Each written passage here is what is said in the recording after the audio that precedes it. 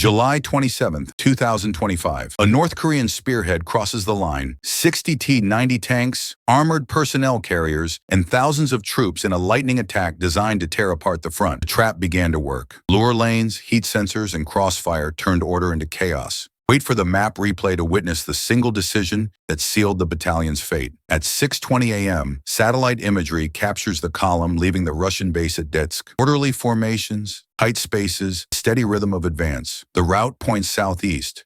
Symbols and indicators match the North Korean display style, not the Russian one. The crews wear olive-green bracelets with a black stripe, the insignia of their distribution from Pyongyang.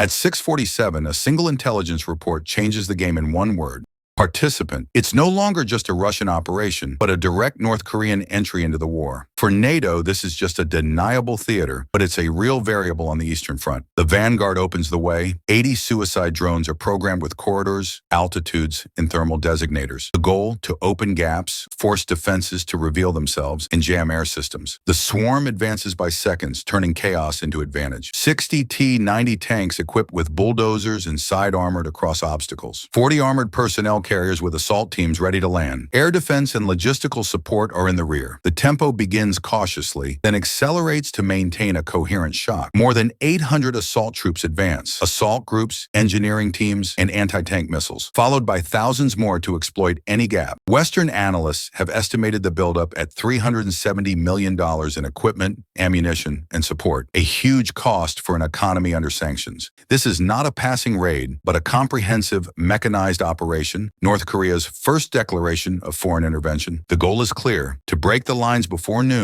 and send a message far beyond the battlefield. But the plan was based on two false assumptions: that the vanguard would take the initiative and that the roads were merely dangerous, not deadly. The truth is that Ukraine preceded the attack. 7 kilometers of terrain was prepared as a death trap. Continuous nights of covert action without a recurring pattern. More than 4,200 anti-tank mines were planted not randomly, but in overlapping grids with irregular spacing and calculated angles to trap column movements. The trap geometry was reviewed by NATO combat teams, not to increase numbers, but to ensure accuracy. The secret was in the layers. Rows of pressure mines covered the main pass. Sloping rows equipped with seismic sensors monitored any attempt to deviate from the route. Pockets with thermal sensors guarded openings that appeared to be safe exits. The result: a depth of traps. Any corrective maneuver meant another mistake. At dawn, the field looked ordinary. Low grass, old tire tracks, no metallic sheen. But every meter held a purpose. Staying on the road detonates the sequence. Deviating from it activates the seismic grid.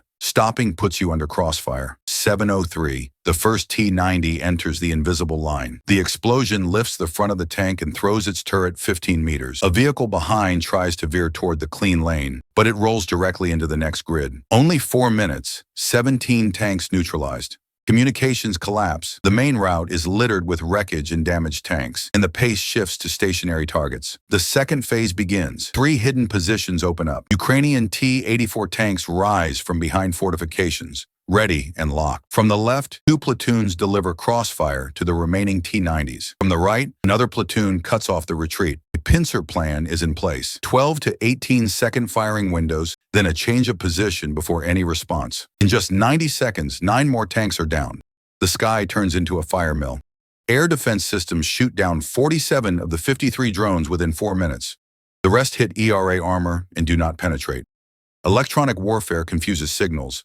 Drones get lost, land, or return aimlessly. On the ground, RPG-29 teams pick off stranded vehicles. Snipers identify commanders by hand signals, not voices. The column disintegrates into pockets of iron, smoke, and stifling air. In 85 minutes, the North Korean attack fizzles out.